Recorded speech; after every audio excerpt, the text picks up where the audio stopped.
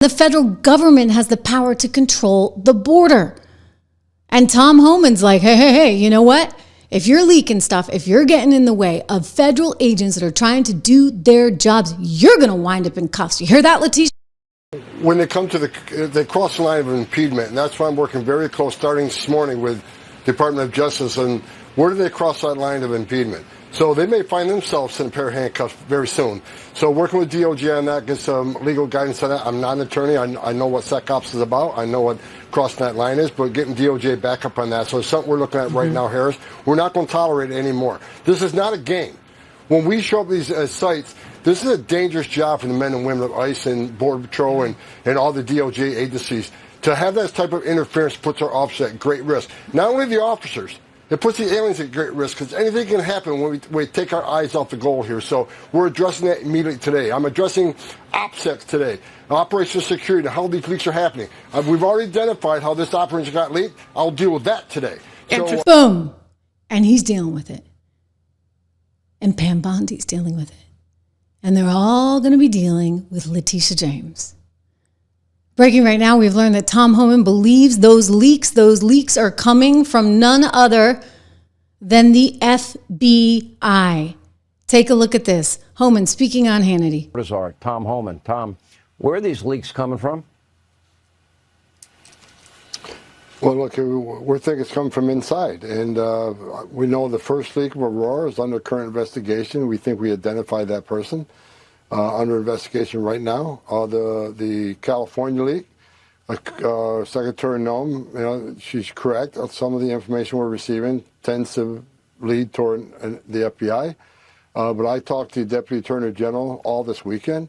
They've opened up a criminal investigation, and they have promised that not only this person lose their job and lose their pension, they're going to go to jail. They're going to criminally prosecute. So we're all over it. Wow. Again, you're going to remember this, right? Article 1, Section 8, Clause 4. The federal government, not to mention the Commerce Clause, but it is very, very clearly laid out.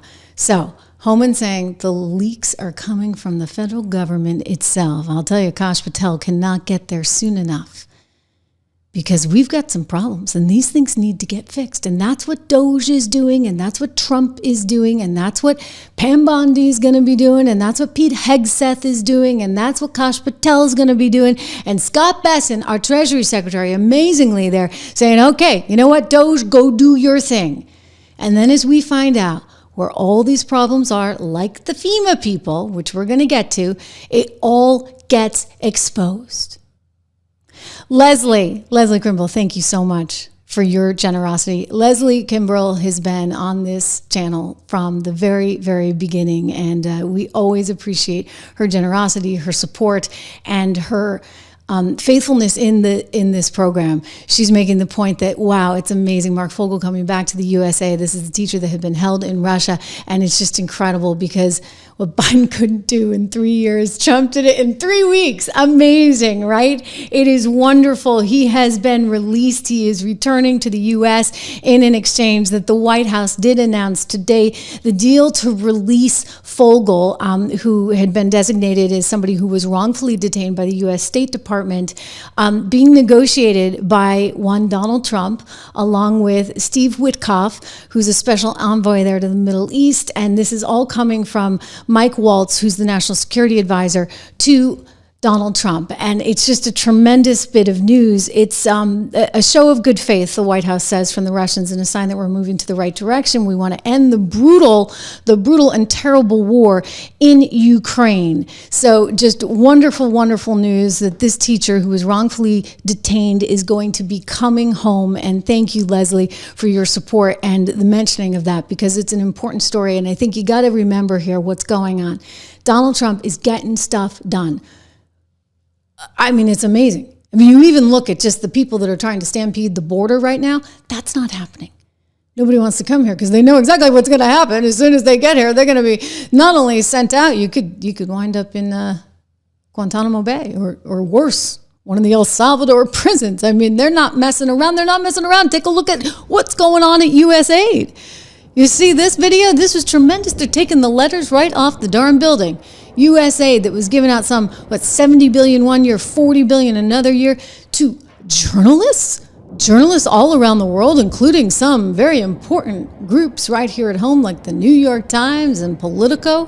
I keep saying, like, you knew NPR, you knew PBS, they were supported by taxpayer funds. You didn't know the New York Times and Politico was getting any, did you? Well, sure enough. I mean, I guess that's why they hate Trump so much, because the money spigot was going to be closed. And sure enough, it is closed. It's so closed that if you mess up and you try and do anything sly, you're going to get fired. 4 FEMA employees, they have been fired because guess what was just discovered?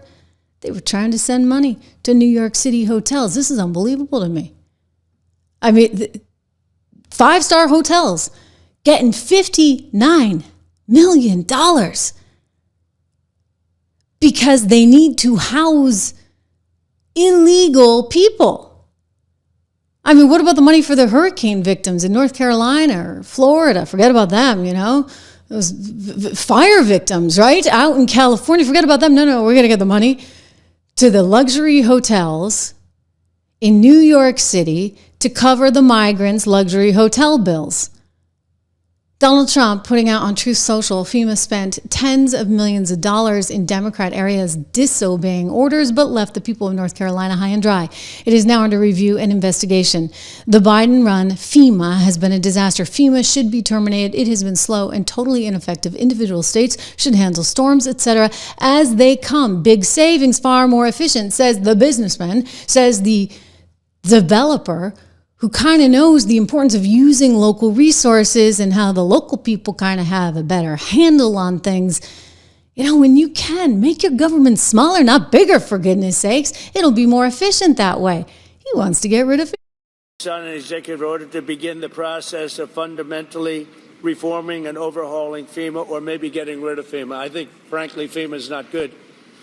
I think when you have a problem like this, I think you want to go and whether it's a Democrat or Republican governor, you want to use your state to fix it and not waste time calling FEMA. And then FEMA gets here and they don't know the area. They've never been to the area, and they want to give you rules that you've never heard about. They want to bring people that aren't as good as the people you already have. And FEMA's turned out to be a disaster. And you could go back a long way. You could go back to Louisiana. You could go back to some of the things that took place in Texas. It turns out to be the state that ends up doing the work. It just complicates it. I think we're going to recommend that FEMA go away, and we pay directly. We pay a percentage to the state, but the state should fix this. If the state did this from the beginning, it would have been a lot better situation. I think you guys agree with that, right? Yeah. 59 million just last week. So Donald Trump comes into office and it's like the FEMA employees don't hear anything. They skedaddled to get 59 million to luxury hotels. It's unbelievable. Like, it's crazy. And you know what? This is what was going on. You saw the report, New York City hotels. This is from 2024, over the summer. They apparently raked in over $1 billion in taxpayer funds, including one in New York City, the Roosevelt Hotel that was getting $200 million. And guess what? The hotel is owned by Pakistan. I mean, you can't make this, I'm not going to say the word up, okay? You just can't make it up. You can't make it up. It's worse than you could have ever possibly imagined. And this was all going down as there were these horrible storms in places like North Carolina, in places like Florida. And guess what Mayorkas had to say? Head of Homeland Security. He's like, we're out of money. We got more storms coming. We're out of money. No money for these people. We are meeting the immediate needs with the money that we have. We are expecting another hurricane hitting. We do not have the funds. FEMA does not have the funds to make it through the season. Yeah, remember this? I showed you this at the time. FEMA was out there giving out all kinds of money to every Tom, Dick, and Harry.